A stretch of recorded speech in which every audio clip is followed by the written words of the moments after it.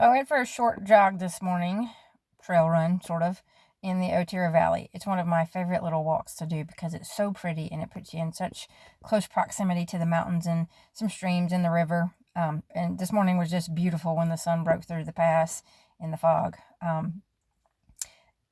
was reminded again while I was out in the beauty of creation that the first 5 words of Genesis, in the beginning, God, establishes everything necessary for life, to maintain it, to keep it in balance, to make sure it keeps going, whatever, and godliness. It just, if you're not moved by that, I don't know what will move you. That's anybody. Why are superhero movies so popular? Because people want something that is beyond themselves, superior to themselves, that care about them and that will move heaven and earth to save them. And they're awesome. There's things about superheroes that we admire.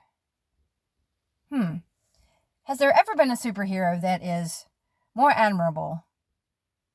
Not only is God infinite, all-knowing, all-powerful, everywhere, all the time, the fact that things exist and have been created lets us know that he has intentionality, and he's very personally involved with creation, and he has a specific purpose and design. And like he's superhero plus infinity, immeasurability, times a billion beyond, whatever. That's what makes God, is that he's immeasurable, he's infinite, he's holy, he's righteous. He's all those things that we can't get to, save through the blood of Christ. And that's what makes him the biggest superhero, is that he made a way for us to come to him. I'm enamored that people are looking for the very thing that is quite obvious in creation. You can look at any part of creation and how much detail was put into everything. And nothing, we make things we imagine things, and then we put our hands to something and we make stuff. But we don't make things without having a purpose or an intent and, a kind of a period of time that we're going to use it. But there's absolute design and intentionality in anything that we make.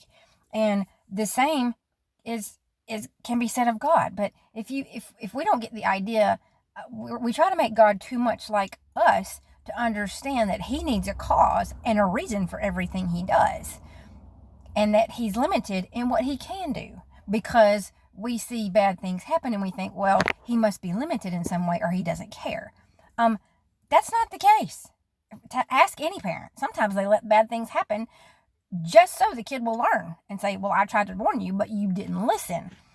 We just have to quit thinking of God in human terms, because he is outside of any known element. Outside of any known element. He is immeasurable, beyond anything you can't. He's not containable. His power and knowledge and wisdom and availability, we just can't grasp it, because we're in finite human form. If we can get beyond that, when we try to express to people the holy and righteousness of God, I'm in Genesis 1. I haven't gotten past Genesis 1:1, because there's so much. And I think when we study the Bible, what I do, 1 or 2 words at a time, ask questions. It's okay to ask questions of the word. It's okay. Not skeptic. Maybe some level of skepticism. I ask questions because I want to know, why does creation exist at all? Because of intentionality and a personal interrelationship with that. I got to Genesis 24, and I have over 200 attributes of God already, and I'm pretty sure that I've skipped some. But the first 5 words of in the beginning, God created. If we can't grasp that and let that reveals so much about his character that should bring us to our knees and put us in the proper position for worship and praise and thanksgiving. And I just wanted to throw that out there today.